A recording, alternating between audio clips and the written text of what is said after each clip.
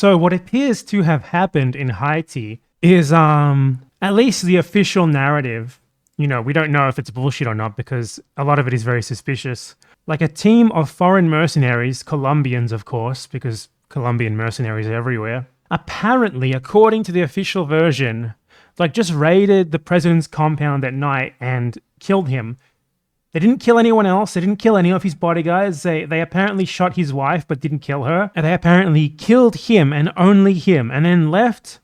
And then over the next couple of days, some of them were killed, some of them were captured by the Haitian military and police. And yeah, very weird stuff. What makes it most weird is that this president is a right-wing US-backed president. And those who stand to gain from this are also right-wingers who are going to have US backing anyway. Oh, something very important too is that the interim prime minister, what's his fucking name? Yeah, Claude Joseph. Thank you for having an easily pronounceable name, dude. Jesus, better than Moise or however the fuck. So Claude Joseph, the interim prime minister, was due to step down very soon, I believe. The president who's dead now, Moise, I'm not saying French shit correctly. We've already established that. He had named a new prime minister. Literally, I think it was like 10 hours before he died. And then the interim prime minister is the one who seems to have successfully taken control of the institutions, the most important ones being the military and the police force. So that's kind of weird, right? Doesn't that kind of make you think that he might have something to do with it? Very weird stuff. And yeah, since then, the Haitian government has asked for international military assistance, and the US refused, though the others haven't pronounced on it, I don't think. Which is weird too, because what the fuck do they need? What the fuck do they need US troops for? What exactly? They have control of the military still. What do they need US troops for? To help them kill civilians? They have already dealt with the mercenaries, apparently.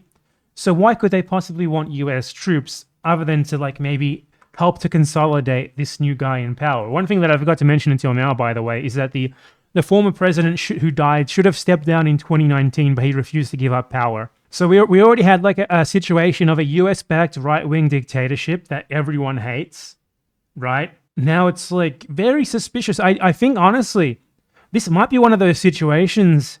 This might be one of those situations where we never really find out what actually happened. You don't think it's depressing that like Haiti, the most fucking fucked country in the entire world, fucked over endlessly, is getting fucked over even more? I mean, it's not good the president was killed there. That's not going to help things at all. This is just going to make things worse. They're going to use this to justify whoever gets power being even more tyrannical than the president was. It's not good. It's awful. Like Haiti, honestly, because of all the interference, all of its completely fucked up, selfish governments over the years, like the way that it was fucked over by colonial debt. It's honestly the worst place to live in the entire world, aside from active war zones, which it could very well become one again. It's fucking sad.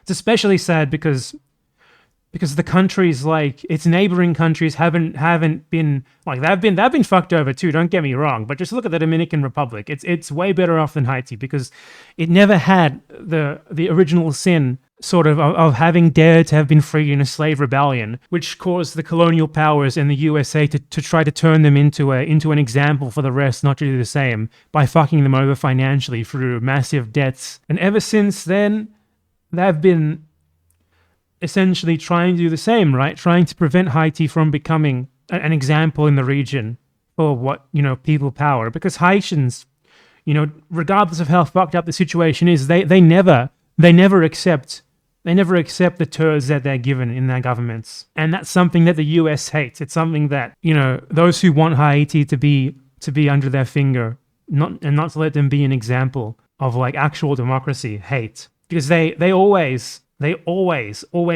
protest against this bullshit. They never accept it as, the US desperately wants them to. So this isn't a good situation. I think this is only going to make things worse. I think what's going to happen, probably the interim prime minister is just going to get a stranglehold on power, and slowly everyone's going to forget what happened, and the USA will start more overtly backing him, and the situation is just going to be even worse than it was before.